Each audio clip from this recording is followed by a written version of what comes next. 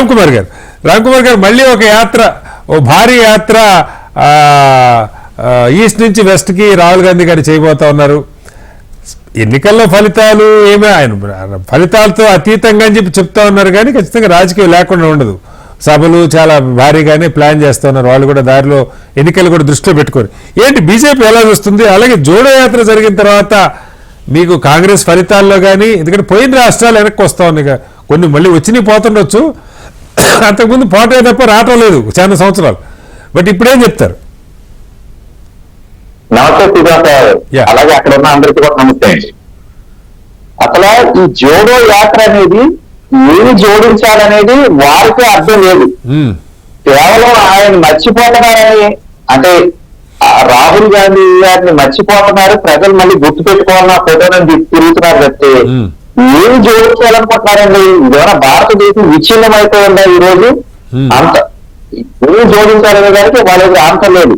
కేవలం ఏంటంటే మోడీ గారిని ఏదో విధంగా గద్దె దింపాలి, ఆయన ఒక్కరిని ఢీకునే సత్తా ఈ వీళ్ళలోనూ ఎవరి దగ్గర లేదు కాబట్టి వీళ్ళలో వీళ్ళకి సమన్వయం లేకపోయినా అందరూ కలిపి ఏదో విధంగా ఆయన గద్దె దించాలి. ఆయన ఎవరో కాంగ్రెస్ అని అడుగుతారు, మాతో చర్చలకు రమ్మంటే రారు. ఏదో మీకు ఏమైనా పార్లమెంట్ అనేది ప్రజావేదిక అక్కడ ఉంది, అక్కడ ఏమైనా ప్రశ్నలు ఉంటే అక్కడ అడిగితే ఖచ్చితంగా టీం అంతా కూడా సమాధానం చెప్తారు. అంతేగాని మాట్లాడలేదు కదా రామ్ కుమార్ గారు విమర్శ, పార్లమెంట్ మీద రెండోసారి జరిగితే మాట్లాడలేదు, సస్పెండ్ చేశారని వారు విమర్శ.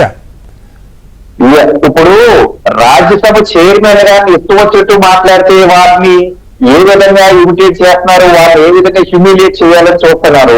ఇటువంటి చీప్ ట్రిక్స్ చేస్తుంటే ప్రతిదానికి చిన్నపిల్లల వ్యవహారాలకు మాట్లాడతారండి. ఒక ప్రజాప్రతినిధిగా ఎంపీలు మాట్లాడుకునే సభలో సజావుగా మాట్లాడితే ఖచ్చితంగా సమాధానం చెప్తారు. వాళ్ళ దగ్గర ఒక లైన్ లెంత్ లేకుండా మాట్లాడతారు అనేది మా వాదన. దాని వరకు సమాధానం చెప్పాలంటే కానీ ఇప్పుడు కాశ్మీర్ అనే సమస్య 75 ఏళ్ల భారతదేశ చరిత్రలో వీళ్ళకి ఎప్పుడు కాంగ్రెస్ వాళ్ళకి అంతమంది పాలన, సుదీర్ఘకాల పాలన వాళ్ళు వాళ్ళకి కప్పలేదా? ఏమన్నా మాట్లాడితే మణిపూర్ అనే ఇన్సిడెంట్ ముగ్గురు మాట్లాడుతున్నారండి. మణిపూర్ అనే ఇన్సిడెంట్ మీద మాట్లాడితే చర్చని పూర్తిగా ఒక ఇష్యూని తీసుకుంటే చర్చకి నేను ఖచ్చితంగా నేను సమాధానం చెప్పగలను. వారు ఏ ప్రశ్న అడిగి కానీ ఇక కాశ్మీర్ లో పరిష్కారం అయింది. నిన్ననే ముగ్గురు, ఈ నెలలో 7 చనిపోయారు సార్ జవాన్లు. హింస ఆగలా కాశ్మీర్ లో కూడా. 100% అనేది కోల్గేట్ యాడ్ చేస్తాడు, యూ విల్ ఫైట్ జైల్స్ కింద చేస్తారు. 99% అండ్ 100% అనేది దేనికి ఉండదండి. ఒక రాత్రిలో కూడా సొల్యూషన్ దేనికి రాదండి, అది గుర్తుపెట్టుకోవాల్సింది అవుతారు మనం. ఖచ్చితంగా ఒక పెద్ద సమస్యని ఒక కొలిక్కి తీసుకొచ్చారు. చిన్న ఇన్సిడెంట్లు కూడా జరిగితే ఖచ్చితంగా జరగకూడదు, వాటిని కూడా కంట్రోల్ చేయగలగాలి. ఆ స్థాయికి వస్తారు, దానికి కూడా వస్తారండి. అయితే ఒక సమస్య అయితే కొలిక్కి వచ్చింది కదా, మరి ఇవన్నీ వదిలేసి ఊరికి వీళ్ళకి కావాల్సింది అంటే కుర్చీల కోసం వెంపలాడుతూ కుర్చీ ఎప్పుడు ఎదటి వరకు లాగేసి మనైపుదామని తప్పితే సమస్యల కోసం, ప్రజా సమస్యల మీద వీళ్ళు రావట్లేదు. సరే, విషయంలో వాళ్ళు మాట్లాడింది ఏంటంటే రామ్ కుమార్ గారు, ఇప్పుడు అక్కడ ఒక గందరగోళం ఉన్నప్పుడు గతంలో ప్రభుత్వాలు ప్రజలకు భయపడేవి, కనీసం ముఖ్యమంత్రినో హోంమంత్రినో ఎవరో ఒకళ్ళు రాజీనామా చేయించి ప్రజల్లో విశ్వాసాన్ని కలిగించే ప్రయత్నం చేసి, ఇప్పుడు ఆ గొడవ లేదు, ఏం చెప్పినా ఏం కాదన్న భరోసా ఎక్కువైపోయిందని విమర్శ. సరే, ఒక మాట అండి, అంటే ఒక ముఖ్యమంత్రిని తీసేస్తే అక్కడ సమస్య సాల్వ్ అయిపోద్దండి? అది కాదు కదండి. అక్కడ ఉన్న సమస్య ఏంటి, దాని పరిష్కారం ఏంటి, సమస్య యొక్క బ్యాక్ డ్రాప్ ఏంటి అనేది మాట్లాడితే నేను ఇందాక చెప్పాను. దాని గురించి చర్చలు వెళ్దామంటే సుదీర్ఘంగా దాని గురించి చర్చించాలంటే తీసుకుందాం. ఏమండి, ఇప్పుడు కాంగ్రెస్ వాళ్ళు ఉన్నారు, అంతకుముందు 3 సార్లు మార్చారు, కానీ సమస్య అయితే పోయిందో అల్టిమేట్ గా వాళ్ళు ఓడిపోయారు శ్రీనివాసరావు గారు. ఆ విషయాన్ని చెప్పండి.